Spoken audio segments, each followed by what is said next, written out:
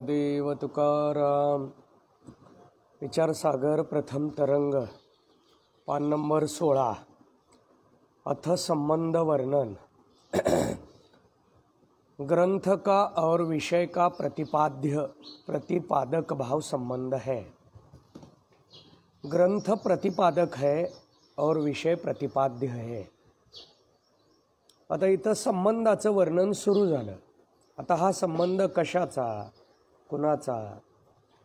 संबंध या पदाचा विचार इथं का मांडला जातो याचं जर चिंतन करायचं झालं तर आपण अनुबंध चतुष्टय पाहतोय।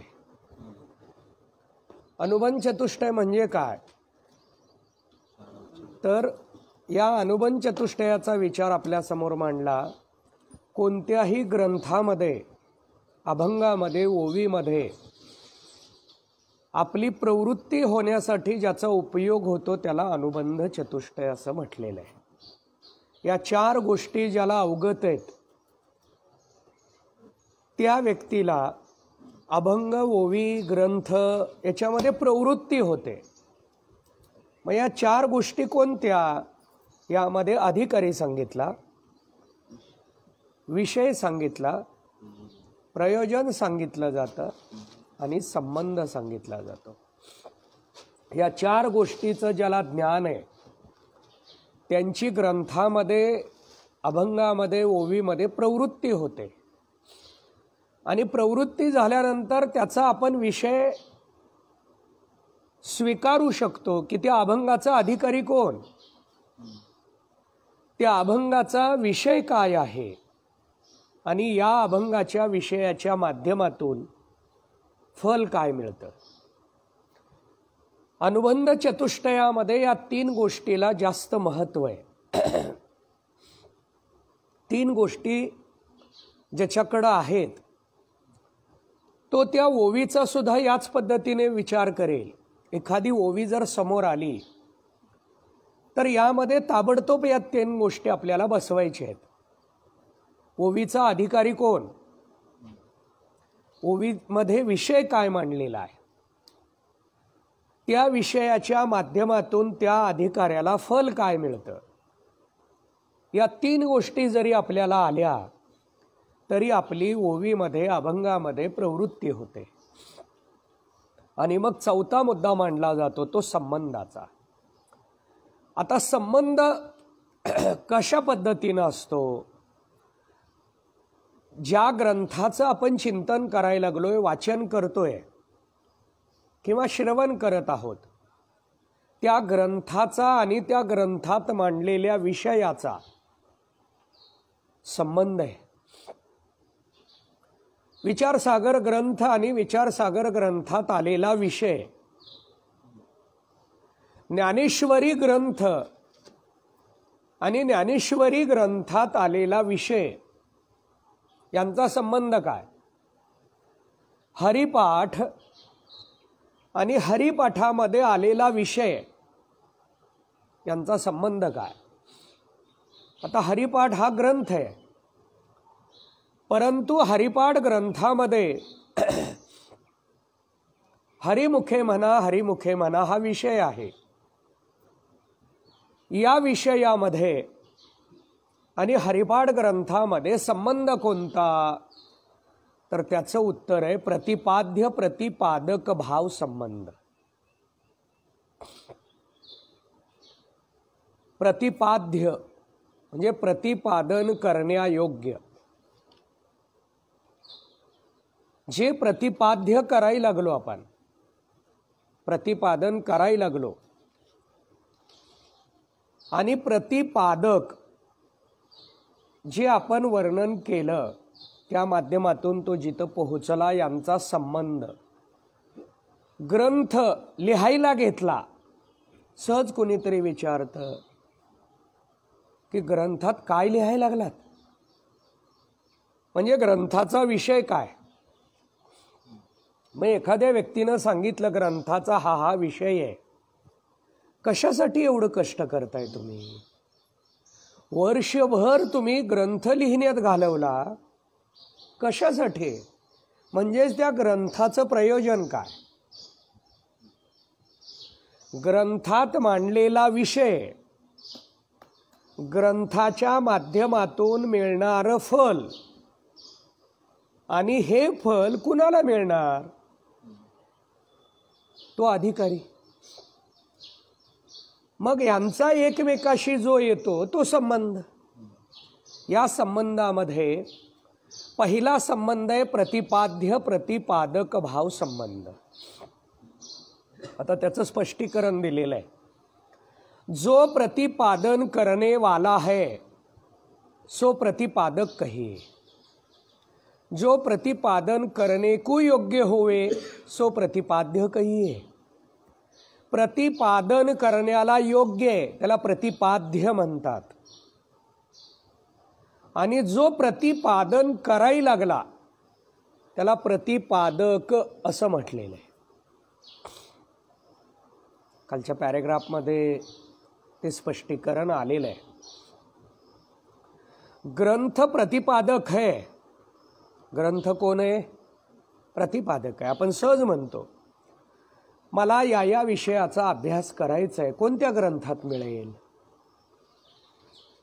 सहज एखादी व्यक्ती आम्हाला विचारते की महाराज मला या विषयाचा अभ्यास करायचा आहे, कोणता ग्रंथ वाचन करू? मला फक्त कर्मच बघायचं आहे. कारण काही जण म्हणतात कर्मयोग हा खूप महत्त्वाचा आहे, एका जागेवर बसून चालत नाही, कर्म करावं लागतं. मग कर्म जर करावं लागत असेल तर कर्म आम्हाला पहिल्यांदा कळलं पाहिजे. याच्यासाठी आम्ही कर्म समजून घेण्याचा विचार करतोय, कोणत्या ग्रंथाचं वाचन करू.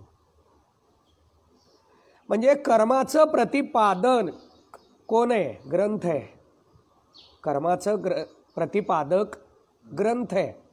पण कोणत्या ग्रंथात तो विषय आलेला आहे? प्रतिपाद्य कर्म कोणत्या ग्रंथात आहे? ज्ञानेश्वरीमध्ये सुरुवातीला कर्म सांगितलेलं आहे, नंतर उपासना सांगितली, उपासनेमध्येच योग सांगितला, नंतर ज्ञान सांगितलं, आणि नंतर भक्ती सांगितली. असा हा क्रम आहे. या क्रमाचा विचार करत असताना वेदामध्ये कर्म, उपासना, ज्ञान तीनच सांगितलेत. वेदामध्ये काय सांगितलंय? असं आपल्या समोर चिंतन मांडलं जातं की वेद हा 3 विभागात विभागलाय, 3 विषयात विभागलाय. कर्मयोग, उपासना योग आणि ज्ञानयोग. उपासना योगालाच तिथं भक्ती योग असं म्हटलं. पण ज्ञानानंतरच्या भक्तीचा विचार श्रीमद भगवद्गीतेत आला, आणि म्हणून ज्ञानोबरायांनी त्याला सुद्धा त्याच पद्धतीनं आपल्या समोर मांडलेलं आहे. ज्ञानोबराय तो विचार मांडतात आपल्या समोर, पण कशा पद्धतीने मांडतात? ज्ञानोबरायांनी विचार आणि विषय मांडलेला आहे. आता ज्ञानेश्वरीचा विषय आणि ज्ञानेश्वरी ग्रंथ, यामध्ये ग्रंथाचा आणि विषयाचा संबंध कोणता आहे? प्रतिपाद्य प्रतिपादक भाव संबंध. आता पुढे जाऊ आपण. अधिकारी का और फल का प्राप्य प्रापक भाव संबंध है. आता थोडं हा विषय तुम्हाला कठीण जाईल, पण पाठीमागं श्रवण केल्यामुळं आता तेवढं कठीण जाणार नाही. अनुबंध चतुष्टय ज्याचं पक्क आहे त्याला हा विषय चांगला लक्षात येणार आहे. आता इथं काय सांगितलंय बघा. अनुबंध चतुष्टयातले 2 मुद्दे घेतले, एक अधिकारी आणि एक प्रयोजन. अधिकारी आणि फल यांचा संबंध. जसं आपण फल वेगवेगळं मानतो. एखाद्या कार्यक्रमाला गेल्यानंतर तिथं प्रसाद मिळणं हे फल आहे, आणि जो कार्यक्रमाला जातो तो अधिकारी आहे. मग त्या कार्यक्रमामध्ये जो जातो तो अधिकारी, आणि तिथलं फल घ्यायला लागला तो प्रसाद. पण काही जणांचं याच्यावर समाधान नसतं, कारण तो प्रसादाला बघतच नाही. तो बघतो तो सन्मानाला बघतो, आणि त्या कार्यक्रमात माझा सन्मान झाला हे तो फल मानतो. एखादी व्यक्ती कार्यक्रमाला जाते, जी व्यक्ती गेली ती अधिकारी आहे. जी व्यक्ती गेली आहे ती कोण आहे? अधिकारी. त्या कार्यक्रमामध्ये त्यांचा सत्कार केला, मग तो सत्कार त्यांचा काय आहे? फल आहे. त्या व्यक्तीचं फल हे जर आपण विचारात घेतलं तर त्या फलाचा आणि त्या अधिकाऱ्याचा संबंध काय? आता ते फल आहे, या फलाच्या दृष्टीनं प्राप्य प्रापक भाव संबंध है. आता इथं काय विचार आला बघा, प्राप्य आणि प्रापक भाव संबंध. फल हे प्राप्य है. फल काय आहे? प्राप्य, म्हणजे प्राप्त झालेलं फल हे काय आहे? प्राप्य आहे. आता इथं थोडा मला विचार मांडता येणार आहे, पण हे वाचून घेतो. फल प्राप्य है और अधिकारी प्रापक है. प्राप्य प्रापक भाव संबंधामध्ये फल प्राप्य है, अधिकारी प्रापक है. जो वस्तु प्राप्त होवे सो प्राप्य कहिए, जाकू प्राप्त होवे सो प्रापक कहिए. ज्याचा सन्मान झाला तो प्रापक आहे आणि सन्मान हे प्राप्य आहे. ज्याला प्रसाद मिळाला तो प्रापक आहे आणि प्रसाद हे प्राप्य आहे. एखाद्या व्यक्तीचं सत्संगावर खूप प्रेम आहे आणि त्या व्यक्तीला सत्संग मिळाला. व्यक्ती हा प्रापक आहे आणि सत्संग हा प्राप्य आहे. प्राप्य प्रापक भाव संबंध. आता इथे एक मुद्दा मांडतो. फल आणि अधिकारी मांडत असताना व्यक्ती बदललं की फलाचं लक्षण बदलतं. उत्तम अधिकाऱ्याच्या दृष्टीनं फल काय अपेक्षित आहे? मध्यम अधिकाऱ्याच्या दृष्टीनं फल काय अपेक्षित आहे? आणि कनिष्ठ अधिकाऱ्याच्या दृष्टीनं फल काय अपेक्षित आहे? बघा, आपण वारीला गेलो, काही जणांच्या दृष्टीनं चालणं हे फल आहे. बरीच जण आपल्याला बोलताना सांगतात मी गाडीत बसलो नाही बघा, म्हणजे त्यांच्या दृष्टीनं फल काय? मी शेवटपर्यंत चालत गेलो. काही जणांचं म्हणणं काय आहे? मी या वारकऱ्यांच्या संगतीमध्ये पंढरपूरला आलो. फल बदललं. मी यांच्या संगतीमध्ये आलो, त्यामुळं नामस्मरण असेल, सत्संग असेल, सेवा असेल, तीच माझी वारी आहे. वारीकडं पाहताना या भूमिकेतून हा पाहू लागला. फल बदललं. काही मंडळींचं लक्ष वारीमध्ये फक्त जेवणाकडे असतं. यावर्षी वारीमध्ये काही त्रास झाला नाही बघा, चालणं वगैरे होत राहतं, म्हणजे त्यांच्या दृष्टीनं चालणं हे दुय्यम आहे. चालणं हे काय झालं? दुय्यम झालं. मग व्यवस्था आणि जेवण चांगलं मिळालं हे त्यांचं फल आहे. व्यक्ती बदलला की फल बदलतं. आणि हे पूर्वी काय होतं? पूर्वी संस्काराचा वर्ग मोठा होता. प्रत्येक व्यक्तीवर संस्कार होते आणि म्हणून प्रतिकूलतेला बाजूला ठेवून मुख्य ध्येय जे मांडलेलं आहे त्याला महत्त्व द्यायची मंडळी. वारीमध्ये वारीच, बाकी विषयाला महत्त्व दिलं जात नसायचं. आपलं लक्ष वारीमध्ये आंघोळीला पाणीच नीट मिळालं नाही, आंघोळच नीट करायला मिळाली नाही, आपल्याला व्यवस्थेच्या बाबतीमध्ये खूप कमतरता होती. याचा अर्थ आम्ही त्या सगळ्या गोष्टीचा तसाच स्वीकार करावा असं नाही, हे मला मांडायचं नाही. पण ज्या व्यक्तीचा अधिकार कसा आहे त्या अधिकारानुसार त्याच्या फलाची लक्षण आहे. आणि त्याला जर ते फल मिळालं तर त्याला प्राप्य प्रापक भाव संबंध म्हणायचा. फलाचा आणि अधिकाऱ्याचा संबंध. आता पहिला कुठला बघितलाय आपण? ग्रंथ आणि विषय. प्रतिपाद्य प्रतिपादक प्रतिपाद्य आणि प्रतिपादक, ग्रंथ आणि ग्रंथातला विषय, अधिकारी आणि फल, प्राप्य प्रापक भाव संबंध. आता अधिकारी का और विचार का कर्तृ कर्तव्य भाव संबंध है. कर्तृ भाव, कर्तृ कर्तव्य भाव संबंध है. अधिकारी कर्ता है और विचार कर्तव्य है. आता इथं विचार शब्दाचा अर्थ काय घ्यायचा? अधिकारी का और विचार म्हणजे विषय. विचार करायचा आहे. कशाचा करायचा आहे? वारीमध्ये जायचं आणि घरचा विचार करायचा. विचार सांगितलंय ना ग्रंथामध्ये. फक्त ग्रंथामध्ये विचार शब्द आहे आणि आम्ही करायला लागलोय. आपण सप्त्याला जायचं, पारायणाला बसायचं आणि पारायणाला बसून तिथूनच मोबाईल करायचा. दूध गॅसवर राहिलेलं आहे तेवढं ते फ्रीजमध्ये ठेवा. शेजारचा म्हणायला लागला काय करायला? विचार करायलोय. विचार सागर ग्रंथामध्ये पान नंबर 16 सांगितलंय विचार करा. मग विचार करा असं सांगितलेलं आहे. मग या विचार शब्दाचा निश्चित अर्थ काय? विषय.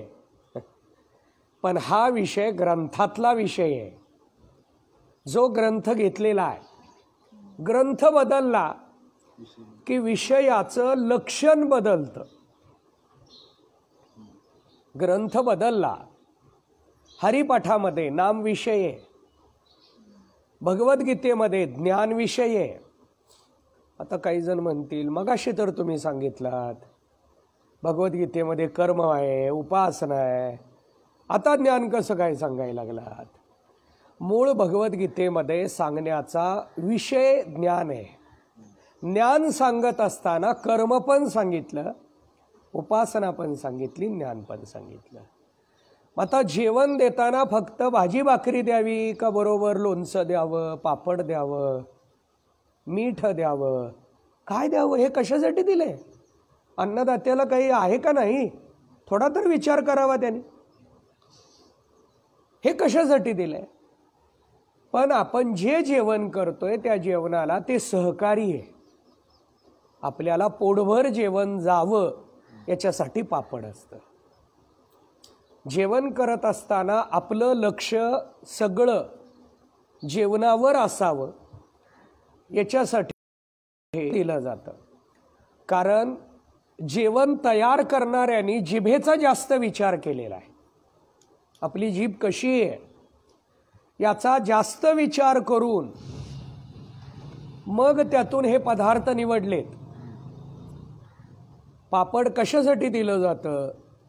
जिभेसाठी पापड आहे, पोटासाठी पापड नाही. पापड किती खाल्ल्यानंतर पोट भरेल? बरं, लोणचं किती खाल्ल्यानंतर पोट भरेल? पोट भरत नाही. पापडाने पोट भरत नाही, लोणच्याने पोट भरत नाही. आता माझ्यासाठी ही दोनच वस्तू मला माहिती आहेत म्हणून एवढेच सांगितले. बहुतांश मंडळींना इतर बी विषय माहीत असतील. जाता जाता आपल्याला कधी कोशिंबीर दिली जाते. कोशिंबीरीनं पोट भरतं का? भरत नाही. मागं एकदा मी एका ठिकाणी जेवायला गेलो आणि तिथं गवार, म्हणजे आपली गवारीची जी शेंग असते ती तव्यावर भाजून लोणच्यासारखी खाण्यासाठी आमच्या ताटामध्ये आली. मी विचारलं हे काय आहे? गवार आहे. माहीतच नाही आपल्याला असलं खाणं. मग ती गवार दिली ती कशासाठी? जिभेसाठी आहे. स्वयंपाक तयार करणाऱ्या मंडळींनी जिभेचा जास्त विचार केलेला आहे. जगातल्या 100 99 मंडळींना जीभ गप्प बसू देत नाही ना आवरता येत नाही. मग जिभेला जिभेचं ध्यान, जिभेबरोबर हे सगळं पोटात जाऊ द्या. पोटभर जेवण जाईल, शरीर नीट राहील. शरीर निरोगी राहावं, व्यवस्थित राहावं याच्यासाठी पोटभर जेवण गेलं पाहिजे. आणि पोटभर जेवण जाण्यासाठी या सगळ्या गोष्टी बाजूच्या बरोबर घेतल्या पाहिजे. तसं ज्ञानाला लागणारं सहकारी कर्म आहे, उपासना आहे. आणि म्हणून भगवद्गीतेचा मुख्य विषय ज्ञान आहे. अधिकारी का और विचार का कर्तृ कर्तव्य भाव संबंध है. याच्यामध्ये अधिकारी कर्ता है और विचार कर्तव्य है. अधिकाऱ्याने विचारच केला पाहिजे. बघा, सहज एखाद्या ठिकाणी जर भांडण चालू झालं आणि त्या भांडणामध्ये एक कीर्तनकार आहे आणि एक सामान्य व्यक्ती आहे, सगळे लोक कोणाला बोलतात पहिल्यांदा? कीर्तनकाराला. का? तुमच्याकडे विचार आहे हो. जाऊ द्या, या व्यक्तीकडे विचार नाही. तुमच्याकडे विचार आहे, तुम्ही विचारानं थोडंसं तरी वागायला पाहिजे होतं. मग यामध्ये विचार करायला पाहिजे होता हे ज्याला सांगितलं तो करता आहे. ज्याला सांगितलं तो करता आहे. त्यानं जे करायचं आहे ते कर्तव्य आहे. त्यानं काय करायचं आहे? विचार करायचं आहे, हे त्याचं कर्तव्य आहे. प्रत्येक घरात सांगतात, जाऊ द्या, भांडण करू नका, भांडण करू नका. तुमचं कर्तव्य आहे, विचार करा, विचार करा. जो करने वाला होवे सो करता कहिए. जो करणार आहे तो करता आहे. करणे योग्य सो कर्तव्य आहे. जे करायचं आहे, करायला योग्य आहे, त्याला काय म्हणतात? कर्तव्य. हा संबंध काय? कर्तृ कर्तव्य भाव संबंध. आता 3 संबंध बघितलेत आपण. ग्रंथाचा आणि ग्रंथातल्या विषयाचा, प्रतिपाद्य प्रतिपादक भाव संबंध, अधिकारी आणि फल, प्राप्य प्रापक भाव संबंध, अधिकारी आणि विषय, कर्तृ कर्तव्य भाव संबंध. चौथा, ग्रंथ का और ज्ञान का जन्य जनक भाव संबंध है. आता इथं ग्रंथ और ज्ञान यांचा कोणता संबंध आहे? जन्य जनक भाव संबंध. विचार द्वारा ग्रंथ ज्ञान का जनक है. ज्ञानाला निर्माण करणारा कोण आहे? ग्रंथ आहे. ग्रंथच नसेल तर ज्ञान नाही. जो उत्पत्ति करने वाला होवे सो जनक कहिए. ज्ञान हे काय आहे? उत्पत्ती. ज्ञानाला उत्पन्न कोण करतं? ग्रंथ करतो. आता तुम्ही म्हणाल, आम्ही आत्तापर्यंत ऐकलंय ज्ञानासाठी गुरुमुख, गुरुमुखातलं तत्वमसी महावाक्य. मग तत्वमसी महावाक्य हे इथलं जनक आहे का ग्रंथ जनक आहे? पण यांनी सुरुवातीपासून ग्रंथ शब्दाला स्वीकारले. बघा, यामध्ये पहिल्याच आकड्यात काय आहे? ग्रंथ का और विषय का. ग्रंथ शब्द स्वीकारलाय. आणि म्हणून चौथ्यामध्ये सुद्धा ग्रंथ का और ज्ञान का जो संबंध आहे जन्य जनक भाव संबंध. मग तुम्ही इथं तत्वमसी का और ज्ञान का जन्य जनक भाव पण लावू शकता. गुरु का और ज्ञान का जन्य जनक भाव संबंध हे पण घेऊ शकता. इथं एवढंच मांडलंय असं नाही, त्याचा अर्थ समजून घ्यायचा आहे. जन्य कोण आणि जनक कोण? ज्याच्यामुळे जन्मतो तो जनक आणि जो जन्मतो तो जन्य. मुलगा जन्य आहे आणि वडील जनक आहे. अभंगामध्ये असं पद आहे, हित नाठवे जननी जनका. जननी म्हणजे माता, जनक जनका म्हणजे वडील. या पद्धतीने इथं विचार मांडला. जो उत्पत्ति करने वाला होवे सो जनक कहिए, जाकी उत्पत्ति होवे सो जन्य कहिए. इससे आदि लेके और भी संबंध जानी लेने. याच्यावर आणखीन सुद्धा तुम्हाला संबंध जाणून घेता येणार आहे. टिप्पणी नंबर 52. यहाँ आदि शब्द करके श्रवणाधिक साधनों का और ज्ञान का. बघा, अजून सुद्धा इथं वाढवला. तथा विज्ञान का और मोक्ष का. साध्य साधन भाव अधिक संबंध जानी लेने. आता हा काय आहे? इथं खाली साध्य हा 5वा आकडा आहे. वर किती आलेत? 4. संबंधाची नावं आहेत. आता हा 5वा संबंध आहे. तुम्हाला जर विचारलं पुन्हा भविष्यामध्ये की संबंध किती प्रकारचा, तर तुम्ही 4 प्रकारचा नाही सांगायचा, 5 प्रकारचा सांगायचा आहे. कारण आपण आता इथं 5 संबंध बघितलेले आहेत. 1 प्रतिपाद्य प्रतिपादक भाव संबंध, प्राप्य प्रापक भाव संबंध, कर्तृ कर्तव्य भाव संबंध, जन्य जनक भाव संबंध आणि साध्य साधन भाव संबंध. संबंधाचा हा विचार या ठिकाणी मांडलेला आहे. आणि यामध्ये साध्य साधन, साध्य म्हणजे मोक्ष आणि त्याचं साधन ज्ञान. पण ज्ञानाचं साध्य, ज्ञान हे साध्य आहे असं जर मानलं तर श्रवण वगैरे त्याचं साधन आहे. साध्य साधन मांडता आलं पाहिजे आपल्याला. साध्य काय आहे त्याच्यावर साधन मांडायचं.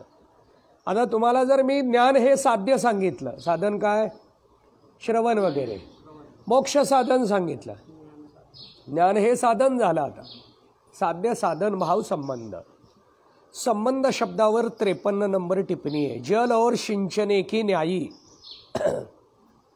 जल म्हणजे पाणी, सिंचन म्हणजे शिंपडणे.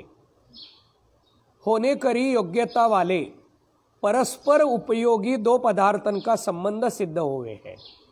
आता यांनी संबंध कुणाचा होतो याचा विचार सांगितला.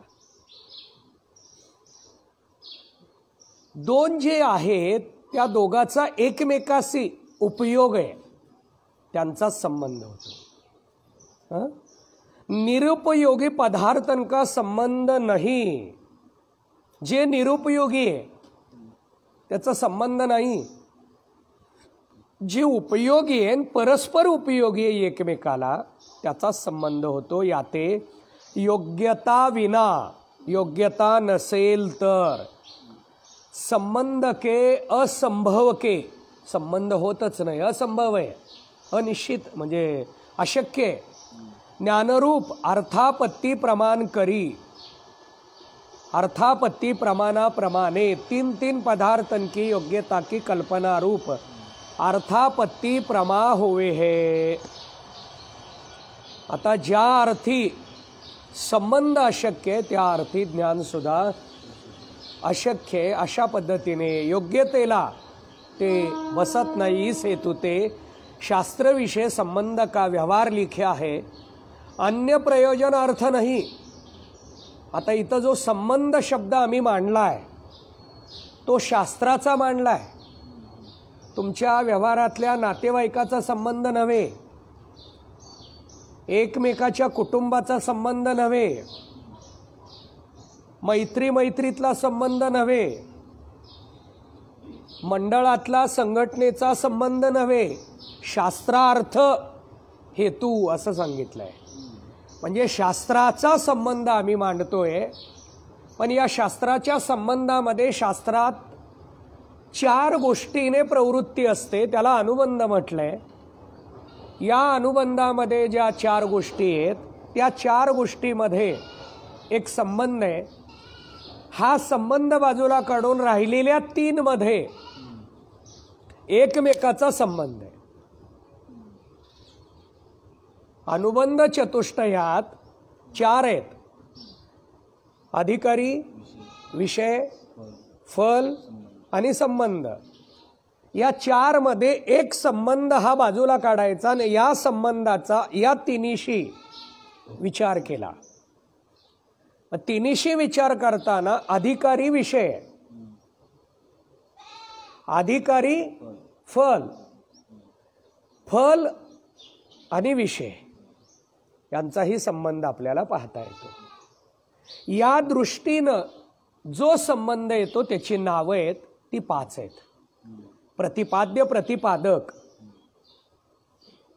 प्राप्य प्रापक भाव संबंध, कर्तृ कर्तव्य भाव संबंध, जन्य जनक भाव संबंध, साध्य साधन भाव संबंध.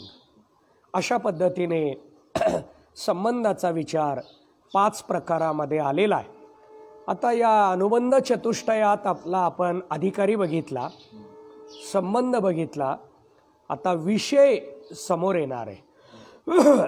विषय शब्दाचा अर्थ काय? आता काही जण जर ग्रंथ किंवा शास्त्र श्रवण करणारे असतील तर ते म्हणतील आम्हाला पंचविषय माहिती आहेत. विषय म्हटलं की आम्हाला एकच माहिती आहे, कारण आम्ही अनंत जन्म काय भोगले? विषय भोगलेत. अनंत जन्म विषय भोगलेत, यात नवल नाही.